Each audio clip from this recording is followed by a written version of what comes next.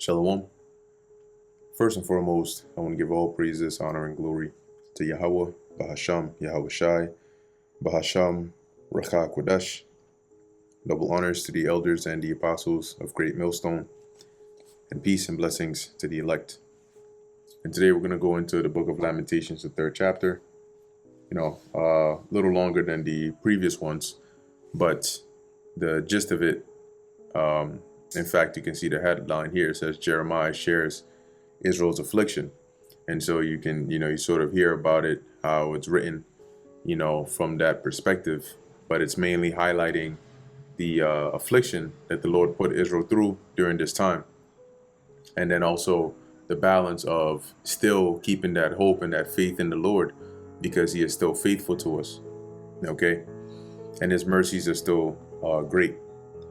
So this is the book of Lamentations chapter 3 verse 1. Like I said, a lot of it in here is really just a way in which the affliction is being expressed, by the use of different comparisons, different examples, not all literal per se, right? So this is Lamentations chapter 3 verse 1. I am the man that hath seen affliction by the rod of his wrath. All right, so by the rod of the wrath of the Lord. He hath led me and brought me into darkness, but not into light, which is to describe the the at least what it felt like with all these things going on. Because light is symbolic, right? And in some cases it symbolizes like hope, like they say the light at the end of the tunnel. All right, but in this case there was no light at the end of the tunnel. At least it's what it felt like here. Surely against me is he turned. He turneth his hand against me all the day. My flesh and my skin hath he made old. He hath broken my bones. So pretty much the Lord turned against us, right? From being our God, which he's still our God, but from blessing us, he turned against us like an adversary. As it says, surely against me is he turned. He turneth his hand against me all the day, right? So things weren't going in our favor because the Lord was against us. Verse 4, my flesh and my skin hath he made old, right? Old in the sense of being worn out. He hath broken my bones. Now, keep in mind that this lamentation, right, is an expression of what things felt like.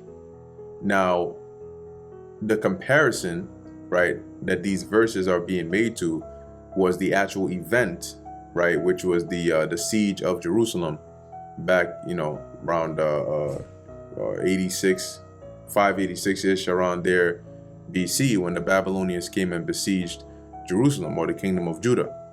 And the calamities, right, the death, the chaos that was taking place, these letters or these writings in the book of Lamentation are a description of what it felt like, what Israel was going through.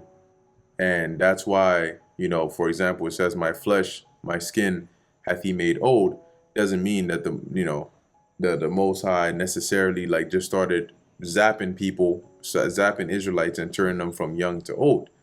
But this is just to describe, how they felt because of this calamity the Lord brought upon us. It says here, he hath broken my bones, right? So you've worn out, you've been made weak, injured. He hath builded against me and compassed me with gall and travail. So in this case, like as if, the Lord besieged us, right? And surrounded us with gall, right? And travail. And when you go into that, travail obviously meaning like turmoil, right? Hard times. So this is not literal, it's metaphoric, right? Because gall, for example, when you go in here, right, it says here, ra'ash. It says here, gall, venom, bitter, poisonous, right? Yeah, either ra'ash or ra'asha. Yeah, that's what I'm thinking here. It's synonymous with here, with head or chief. But as you can see here, it says here, apparently the same as a poisonous plant, probably the poppy, from its conspicuous head. generally poison, even of serpents, right? So this here is just a metaphoric saying that around us we were surrounded. The Lord surrounded us with bitterness and difficulty, right? He hath set me in dark places, as they that be dead of old. Okay, so you can imagine, obviously, like when you deal with the burying place, in times past, you had the sepulcher, and really it was just like a cave, right? Most of these areas were like a cave, and then you would have the stone that would be rolled to close it, like even in the New Testament during Yahweh time, for example. So obviously there's no light in there, right? But once again, just to emphasize this, this hard time. It says, He hath hedged me about that I cannot get out. He hath made my chain heavy. So it felt like we were bound, right? We were locked and bound and stuck, in this condition. There was no way out. Also, when I cry and shout, He shutteth out my prayer.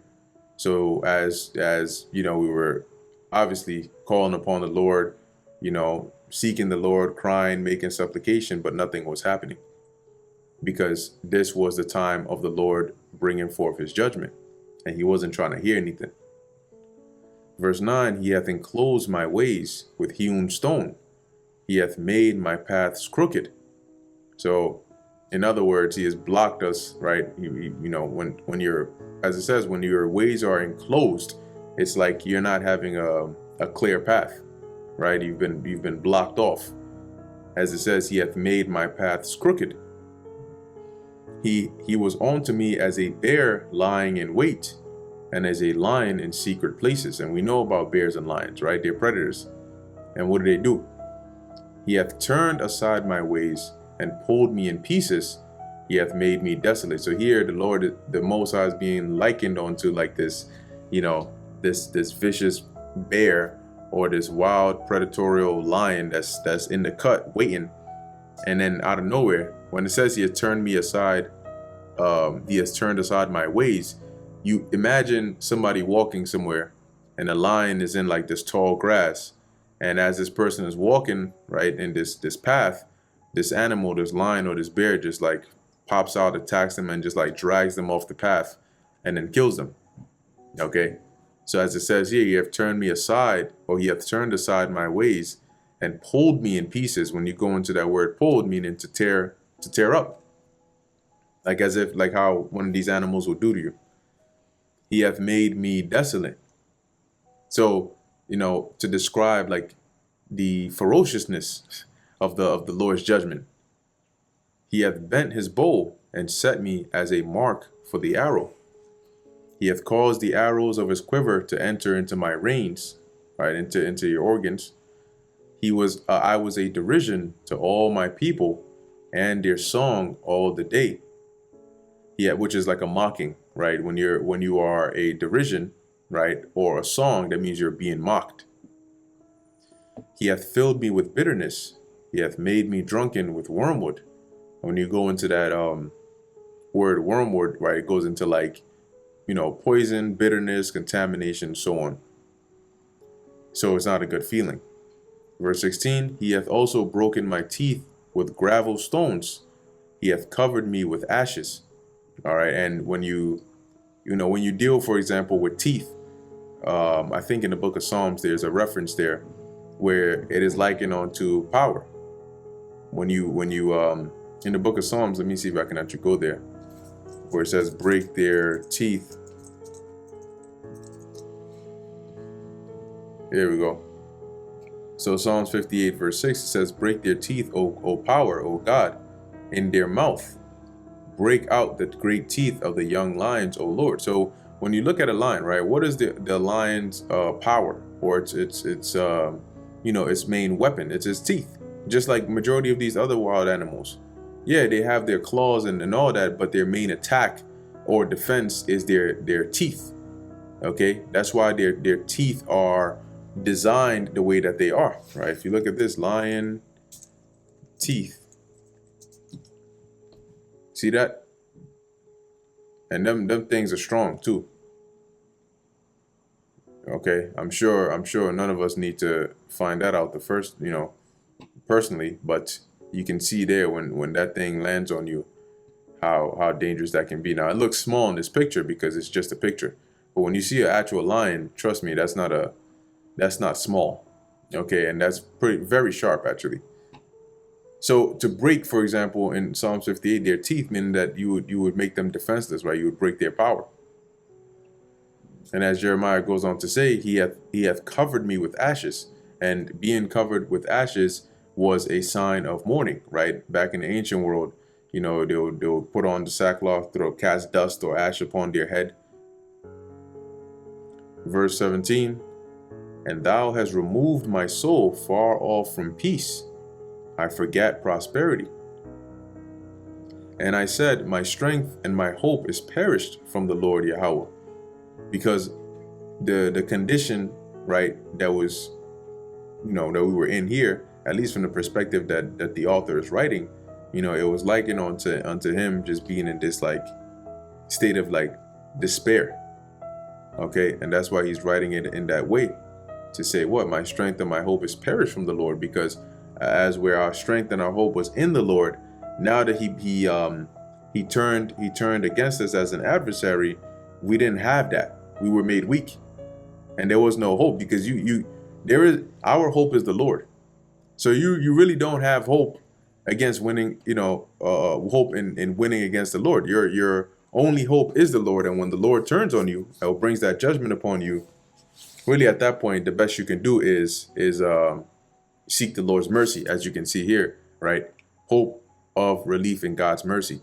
And ultimately, that's what it comes down to, right? When the Lord brings judgment upon you, there's nobody else that can comfort you or deliver you or none of that. Your best and only way out of that is if the Lord himself decides to have mercy.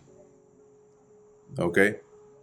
And that's a part of the fear of the Lord, because if he doesn't decide to have mercy, then you're pretty much done. It had been better if you probably didn't even exist, because if you have the Lord to be your enemy, well then. Verse 19, remembering mine affliction and my misery, the wormwood and the gall, right? So the bitterness, which signify like the bitter times, as he mentions his affliction. My soul hath them still in remembrance, and is humbled in me. So whenever you remember, right, those hard times, you get humbled, because that's how, like think about, somebody that goes through this like very traumatic time or very traumatic event. It doesn't matter how long it's been, when they think about it, there's like that feeling that comes with it. All right, in this case, it's humility. To know that, damn, you going through this is the Lord's wrath, but there's nothing that you can actually do about it, but humble down and and call upon the Lord. Verse 21, this I recall to my mind, therefore have I hope. Right? And when you read this, I think it's a bit clearer in some of these other translations. For example, in the NLT, right, it says here, yet I still dare to hope when I remember this.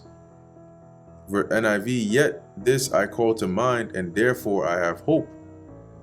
So, and even in remembering the as he mentioned here, where are we at?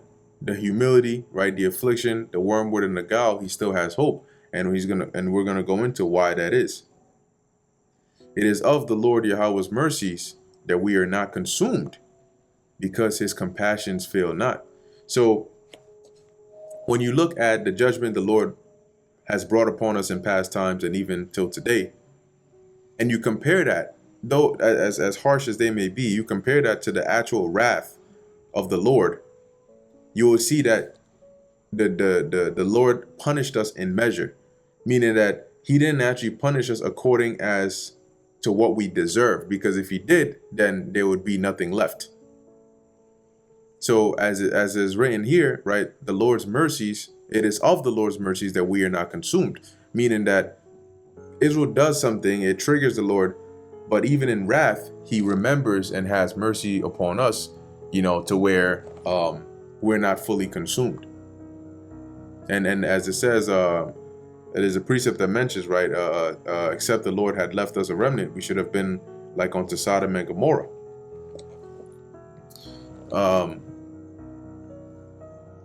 Verse 23, they are new every morning, great is thy faithfulness. And that shows the mercy and the love and the care of the Lord, right? To where, as it says here, his mercies are new every morning. His compassion is new every morning. So in this case, it never runs out. And even the prophet Ezra mentioned that, how when the Lord saw the wickedness of Israel, he multiplied. I believe that was Ezra who mentioned that. He multiplied his compassion.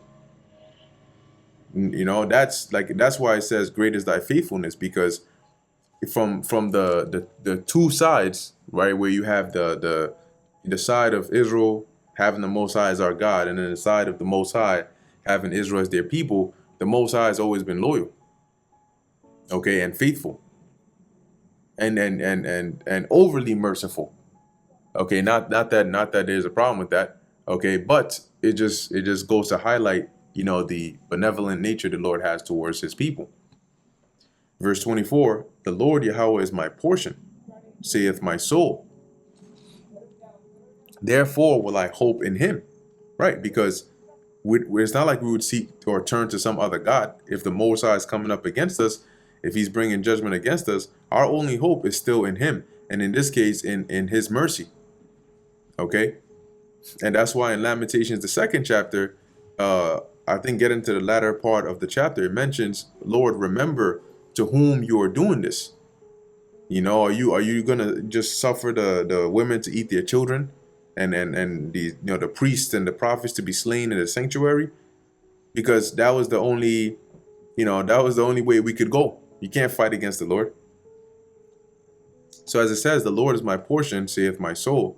Therefore will I hope in him. Right? Hope that the Lord, you know, has mercy. Hope that the Lord turns from his, you know, his wrath and the evil that he is putting upon us to good. Because it went the other way, right? It went from the goodness the Lord was showing upon us to the wrath. And so we hope that the Lord will turn that back again.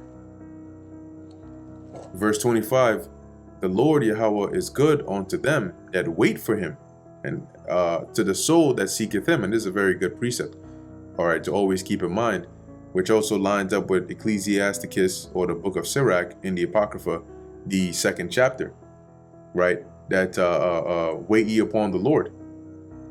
Well, it's not worded exactly like that, but that's the concept, or that's the, you know, that's the idea that's in the verse, right? So let's go there really briefly. I'm not going to read the whole thing, but the main part that I want to go to is, let's see.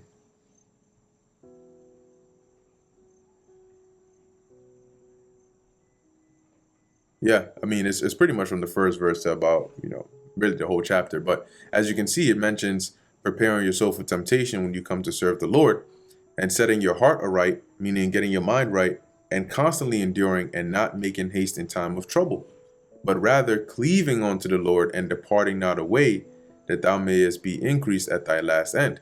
See, so that's why it says the Lord is good unto them that wait for him, those that have the patience and don't lose that patience, but wait for the Lord, keeping his patience, enduring the afflictions, and maintaining that faith in him. The Lord is going to be good unto them. He's going to reward them. To the soul that seeketh him, because it is only those that seek the Lord that are going to patiently wait upon him. And that's why Yahushua said, right, in your patience possess ye your souls. Because while patiently waiting upon the Lord, it's going to, you know, you're going to go through things. You're going to suffer here and there, you know, most of the time. And it's not going to feel good, and it's going to be easier at some points to just say, you know what, I'm done with this. I don't want to do this anymore. But that's when you have to remember and stay grounded. Verse 26, it is good that a man should both hope and quietly wait for the salvation of the Lord, right? So for that deliverance from the Lord, from whatever the case is. Now in this time, we're hoping and waiting for the salvation of the Lord from this destruction to come, from this condition that we're in right now, from this captivity. Now, it is good, but it is not the easiest thing in the world. Verse 27, it is good for a man that he bear the yoke in his youth. And this is going into the ways of the Lord, right? The discipline, which is also mentioned in, I believe it's also in the book of Ecclesiasticus as well, about the discipline of wisdom, being like a burden upon you and walking with you by crooked ways at first before she can prove you and trust you, right? So it is good to bear that yoke. And that yoke is like, when you look up a yoke, it's like if you deal with oxen, for example, it's like what you would put around their neck and bind them together that they may be in place. Okay. Now, if we look up the word yoke over here, see what we have. Okay, it says here, Isle or Isla. Okay, right. It just says yoke, as imposed on the neck, literally or figuratively. I'm sure we all know what it looks like, but let's see, yoke on neck. So you can imagine something like this. Okay, it goes around your neck. So, and this is a yoke, not a yoke. All right, no L in here. But as it says, in his youth, which when you read in the book of Ecclesiastes, it talks about that, right? Seek ye the Lord, while the evil days come not, right? Because that is the ideal way to go. The whole duty of man is to fear the Lord and to keep his commandments. So it is good that a man bear the yoke in his youth. He sitteth alone and keepeth silence, because the Lord had borne it upon him. When you born, meaning to put it upon you that you may carry it, okay, to bear it. And that's why I mentioned sitting alone and keeping silence, because this is a byproduct of the discipline that comes with bearing that yoke of the Lord. But it is a good thing. He putteth his mouth in the dust, if so be there may be hope. And that putting the mouth in the dust does not actually mean you're gonna lick the dust off the ground. This is another way of saying you're prostrating yourself, or you're bowing. Okay, you're bowing with your head down. As it says, if so be there may be hope. So making supplication to the Lord, seeking the Lord, humbling yourself before the Lord, in the peradventure he would have mercy. Verse 30, he giveth his cheek to him that smiteth him. He is filled full with reproach. So in this case, meaning you willingly taking whatever chastisement or whatnot is come upon you. As we read in Ecclesiasticus, the 2nd chapter, where was it? Whatsoever is brought upon thee, take cheerfully, and be patient when thou art changed to a low estate. And in this case, the smiter is the Most High, right? So as we're going into here, the bearing the yoke, right? Keeping silence, being disciplined, bowing yourself and humbling yourself, and willingly, enduring the judgment or the chastisement of the Lord, be it in the form of being smitten or being filled full with reproach. As it says, for the Lord will not cast off forever. And that's the hope right there, that though it may feel bad now, though it may feel horrific, as indescribable, all right, as you're getting the sense of when you read the book of Lamentations, the hope is that it's not going to be forever, that eventually at some point the Lord will have mercy and he won't cast us off forever. But at some point we will be reconciled, which in the future from this point did happen, right? The Lord sent his son Yahushua back to begin that process of reconciling us back to the Father. Verse 32, but though he cause grief, yet will he have compassion according to the multitude of his mercies. And ultimately, this is really why only the Most High Yahweh can be the Most High, because none of us, nobody else would be able to fulfill that role. If anybody else was in that power seat, man, we wouldn't be here. Okay? We wouldn't be here. Imagine how many times the Most High has gotten so fed up that he's just wanted to just snap his finger Thanos style and then just wipe everything and just start over. But he's faithful, and his compassion and mercy towards us has stopped him, and in fact kept him loyal to the promise that he made to us, right, through our forefathers, Abraham, Isaac, and Jacob. And when he is reminded of that, guess what? We're still here today, right? As it says, for he doth not afflict willingly, nor grieve the children of men. So the Most High doesn't just get up and just for fun, just for the joy of it, just for the sake of it, he just starts bringing affliction and judgment upon you. No, there's always a reason. Whether it's to test you, whether it's to help you improve, whether it's to correct you, whether it's to punish you, right? As it says, nor grieve the children of men. Now, in this case, it's just referring to like how the scriptures will say son of man, all right? So just generally referring to like his creation here. Verse 34, to crush under his feet all the prisoners of the earth, to turn aside the right of a man, meaning, justice, right? To turn or pervert justice of a man before the face of the Most High, to subvert a man in his cause. Once again, so imagine there's a case and you are subverting a man in his cause, meaning that you are not providing or implementing, righteous judgment, okay, in this case, the Lord approveth not. So these are examples here, right? Who is he that saith, and it cometh to pass, when the Lord Yahweh commandeth it not? So, and that's rhetorical, right? That's because nobody has the power to cause something to happen that the Lord did not sanction, and vice versa.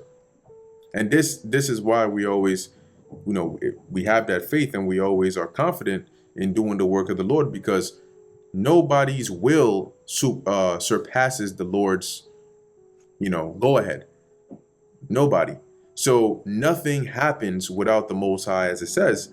Who is he that saith, and it comes to pass, or cometh to pass, when the Lord commandeth it not? And that tells us that anything that comes to pass has to first be given or sanctioned or signed off by the Lord. And if he doesn't do that or give the green light, then it doesn't happen. Okay? So if you are a servant of the Lord and you're doing right according to the will of the Lord in the eyes of the Lord, then you don't have to worry about it. Right? Like King David mentioned about walking in the valley of the shadow of death and not fearing any evil, because the Lord is with him. Because evil befalls those who the Lord has sanctioned evil to befall. And if you are serving the Lord and he has not sanctioned evil to befall you, then though you may be in the midst of it, it's not going to befall you. Because it doesn't just happen, it happens by the commandment of the Lord. Verse 38, where we at? Right. Out of the mouth of the Most High proceedeth not evil and good? So is it not, and this is once again rhetorical, right? Is it not the Most High that commands evil and good, that makes these things happen? Wherefore doth a living man complain? A man for the punishment of his sins. So, why then do you complain? In other words, where do you get off complaining when judgment is brought upon you for your sins? I mean, because interesting thing is, right? Nobody complains when good things happen to them.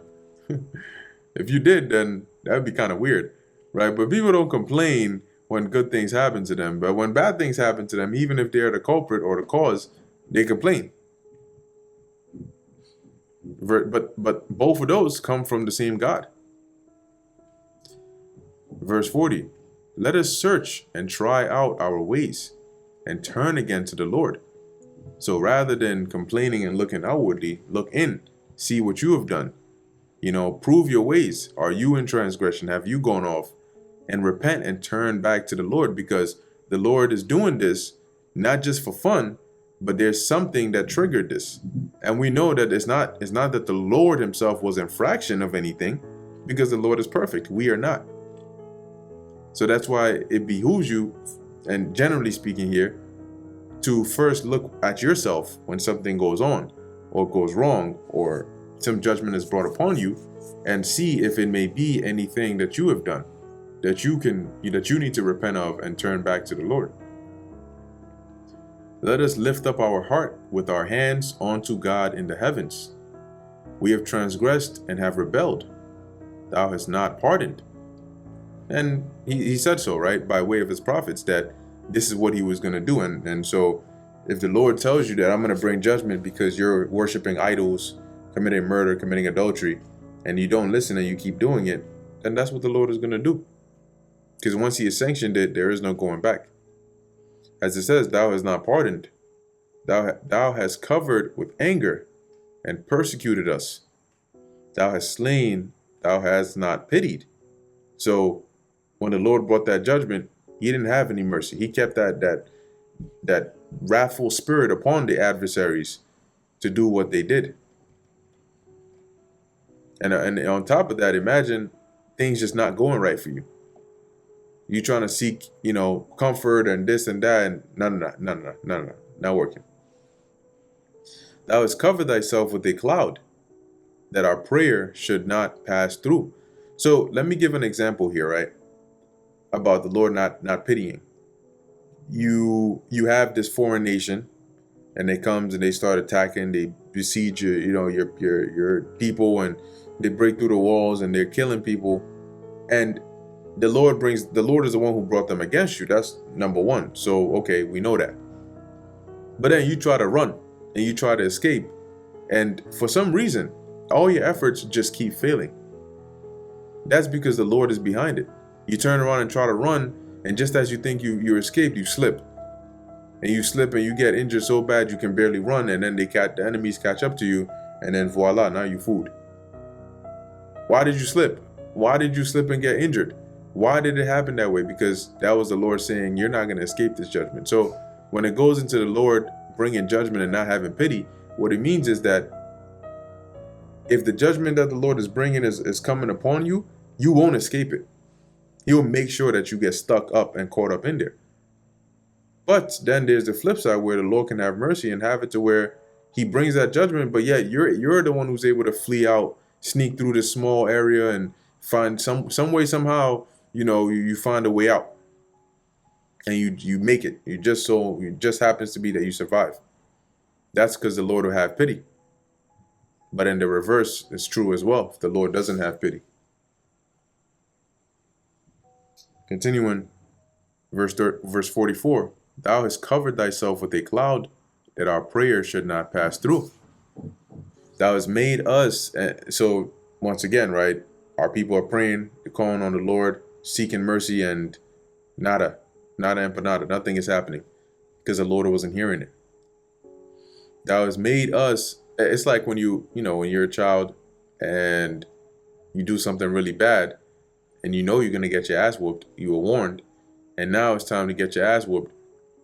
Yeah, you may be getting your ass beat, and most children, when they're getting their ass beat, they're crying and they're begging for the parents to have mercy, and they're sorry and they won't do it again, and please, but yet they still getting your ass beat, right? And I'm talking about like a traditional upbringing.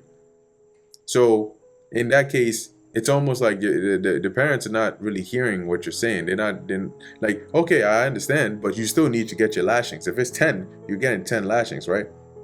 If you're grounded, however, if it's 2 weeks, it's 2 weeks. It doesn't matter how much you plead or cry. It's not going to change anything. So imagine that when the Lord said, this is the judgment I'm bringing, it didn't matter how much we cried or prayed or whatnot. It wasn't going to change anything. Verse 45, thou hast made us as the offscouring and refuse in the midst of the people. All our enemies have opened their mouths against us. Fear and a snare has come upon us, desolation and destruction. Because the way this came up upon us, there was no escape. And the neighboring nations at this time, for example, they didn't jump to our aid. They were glad, as we even read in the previous chapter. They were glad that these people that think they're so special, now they finally got what's coming to them, like from that perspective. And guess what? That same mindset that they have, that same behavior that they had towards us back then in that time, they still have it today, right? Like we still experience some of the things that Jeremiah is mentioning here, we still experience now, right? About the enemies opening their mouths against us, right? Us being the offscouring and refuse in the midst of the people. And it goes to show you that this is still all the doings of the Lord. Verse 47, fear and a snare is come upon us, desolation and destruction. Mine eye runneth down with rivers of water for the destruction of the daughter of my people. Symbolizes weeping, right?